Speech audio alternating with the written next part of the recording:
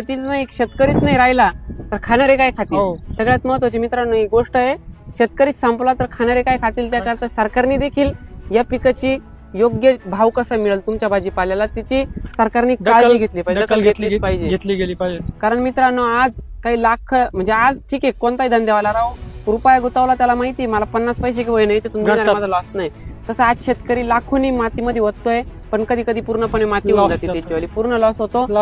शेतकरी बंधूंनो नमस्कार, मला तर ओळखता तुम्ही, मी ऍग्रीकॉस खुशाल सोनवणे. आज तुम्हाला 6 प्लॉट वरून माहिती देत असताना सर्वप्रथम मी माझ्या मूळ गावामधून देतोय आणि मूळ गाव म्हणजे जन्मगाव माझं दुगाव, तालुका चांदवड, जिल्हा नाशिक.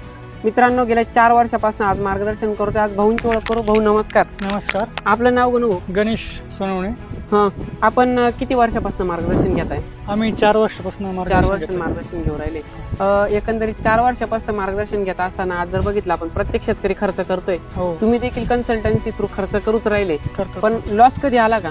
लॉस आजपर्यंत तर कधीच नाही आला, पण तोंडाला तोंड व्हायला मिळतं 100%. आणि शेतकरी मित्रांनो प्रामाणिक आणि एक महत्वाची गोष्ट म्हणजे प्रत्येक शेतकऱ्याची एकच इच्छा राहते का जेवढा आपण खर्च करतोय 2 रुपये खर्च केला तेवढा तरी वसूल झाला पाहिजे, तेवढा तरी वसूल होतो. आणि 100% मित्रांनो आपण तो देण्याचं काम करतो. एकंदरीत आज जे काही शेतकरी असतो मला चॅनलवर बघणारे, बरोबर आहे, आज बघत असताना गणू भाऊ एक मला सांगा, म्हणजे युवा शेतकरी या नात्याने सांगा का जे काही शेतकरी आज टोमॅटोकडे वळताय, भाजीपाला पिकाकडे राहिले, यांच्यासाठी तुम्हाला काय सल्ला देता येईल? युवा पिढीने तर शेती केलीच पाहिजे. त्याच्यानंतर गरजेची आहे शेती करण्याची. बरोबर आहे, खूप गरज आहे, काळाचीच गरज आहे. कारण मित्रांनो ह्या सगळ्या गोष्टी करत असताना आपण जे काही मार्गदर्शन देतो तर हे मार्गदर्शन देत असताना लागवडीपासून ते काढणीपर्यंत देतो.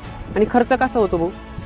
खर्च तरी बिघायला आमचा काढापर्यंत 80 ते 70,000 रुपये होतो. पूर्ण तारी टोकर मल्चिंग बिल्चिंग सगळं. आणि औषधांचा खर्च तरी 35-40,000 रुपये. बरोबर.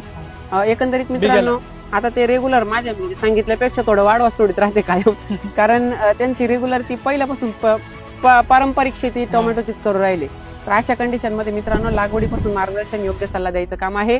त्यासाठी कृषी तज्ञ शेती सल्लागार तुमच्यासाठी कायम सज्ज आहे आणि तुम्हाला त्यासाठी खाली दिलेल्या ऑफिसच्या नंबर संपर्क करायचा आणि प्लॉट रजिस्टर करायचा. मित्रांनो अधिक माहितीसाठी तुम्हाला ऑफिसला संपर्क करा. जर कुणाच्या प्लॉटवर प्रॉब्लेम येत असेल त्याने देखील ऑफिसला संपर्क करा, जेणेकरून प्रत्येकाचा प्रॉब्लेम सॉल्व्ह झाला पाहिजे. बघा योग्य मार्गदर्शन योग्य सल्ला हीच कृषी तज्ञ शेती सल्लागारची पहिल्यापासून खरी ओळख आहे, बरोबर आहे? हो बरोबर. आणि आज पण ती ओळख होती आणि पहिले पण आहेच. बघा योग्य सल्ला घ्यायचा असेल संपर्क करून घ्या. धन्यवाद दोन भाऊ, धन्यवाद.